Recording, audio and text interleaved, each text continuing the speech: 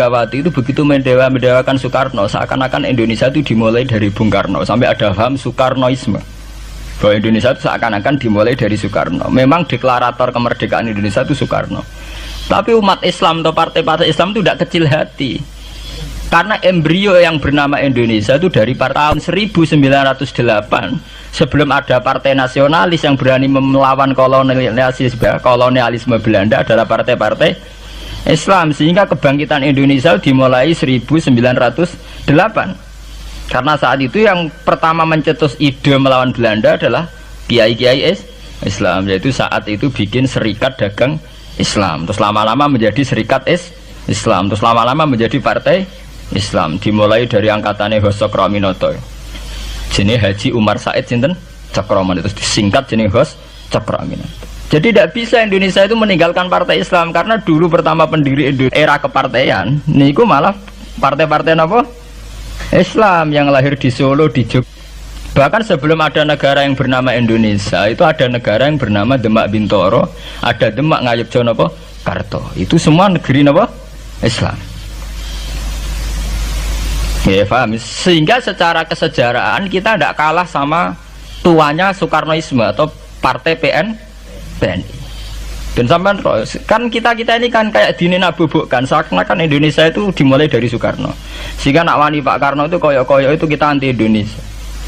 Ya kita tidak mungkin nggak menghormati Soekarno, beliau sebagai pahlawan besar kita hormati ya, tapi ya kebesaran Pak Karno demi bangsa Indonesia jangan kemudian direduksi, disederhanakan hanya melewati partai. Ya itu kan namanya pekerdilan. Tentu Pak Karno bikin negara ini ya untuk semua bangsa, bukan untuk PDIP saja, bukan untuk partai-partai marhainisme saja, juga bukan untuk partai-partai yang berfaham Soekarnoisme saja. Ya sama, tapi kita juga adil, sebagai kiai juga adil. Hos Cokroaminoto bikin partai Islam adalah untuk mengusir Belanda dari bumi Indonesia, yang nantinya juga untuk kepentingan semua bangsa Indonesia, tidak hanya yang Islam saja. Ya kita adil, sama-sama adil. Saat nasionalisme ya tidak mengurangi keagamaan, saat keagamaan tidak mengurangi nasionalis.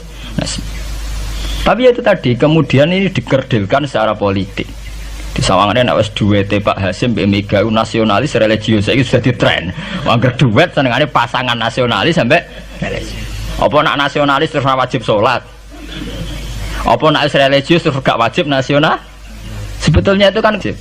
Apa kan orang Indonesia itu wajib sholat hanya karena atas nama nasionalisme? Apa nak wis kiai terus wajib bayar pajak? Itu kan pengkerdilan, proses pembohongan ya. Pembohongan secara publik. Kowe dibodokno, sedurunge bodoh itu kan itu kan repot. Namanya sedurunge bodoh dibodokno nggih napa? Nurut. Makanya kalau seneng ya, kayak kemarin Hari Kebangkitan Nasional itu seneng kalau diungkap terus di TV bahwa kebangkitan Indonesia dimulai dari 1908. Pentingnya bahwa orang-orang yang sok Soekarnoisme biar tidak mereduksi Pak Karno hanya milik mereka sendiri, karena bangsa ini berdiri semenjak 1908. Dimulai dari gerakan Budi Utomo sampai Hos Cokroaminoto sampai macam-macam ya, serikat-serikat Islam. Tapi ini terungkap sausé tukaran. Jadi sebetulnya Presiden Gus Dur jadi presiden biasa karena Mbah Hasyim Asy'ari berjuang sebelum tahun 45. Megawati biasa. Ya karena beliau berjuang lewat bapaknya, ya sama semuanya sah. Pak SBY juga sah. Karena keluarga militer. Apa meneh dekne mantune Sarwaedi sing ra roh sapa? Perjuangane mertuane. Gak iso adol bapak ya adol mertuane. Pokoke sing dikena didol pokoke. Tapi artinya sama, kita secara sejarah itu sama. Kita sebagai santri juga tidak kalah sejarah. Karena berdirinya nasional sudah lewat para kiai. Itu takokno sejarawan manapun, kayak profesor siapa di UI, siapa saja profesor sejarah bilang bahwa awal kebangkitan Indonesia itu dari partai-partai Islam.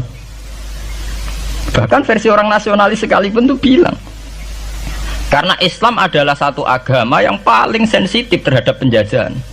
Karena Islam melahirkan satu paham jihad, bahwa ketika ada kolonial Belanda, wong Islam terinspirasi harus jihad, sehingga lahir partai-partai Islam. Dulu yang dilawan itu perdagangan. Ini kalau cerita sejarah, santri-santri sadar. Jadi santri salaf dengan model sekarang sing raroh duit, raroh dagang itu sebetulnya mengkhianati pendiri santri. Lho boten niku lho fair, sing gak seneng dagang, gak seneng mergawe itu mengkhianati pendiri pesantren.